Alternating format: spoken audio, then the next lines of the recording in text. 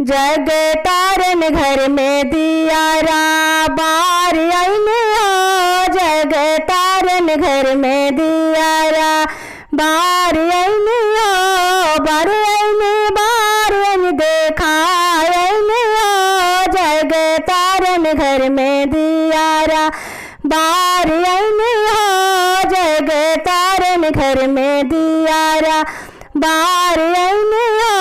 सोने के थाली गंगा जल पानी, सोने के थाली गंगा जल पानी, मैया के चरण पखार आईने हो। जग तारन घर में दियारा बार आईने हो।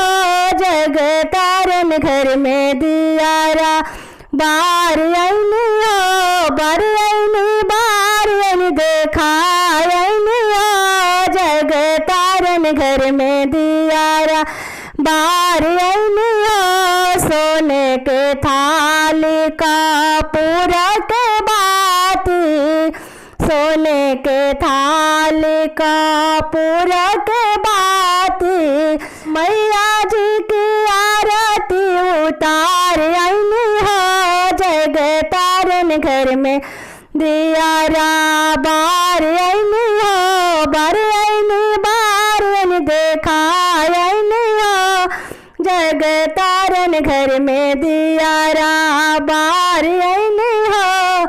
सोने के थाली में मेवा मिश्री, सोने के थाली में मेवा मिश्री, मैया जी के भोग लगाईने हो।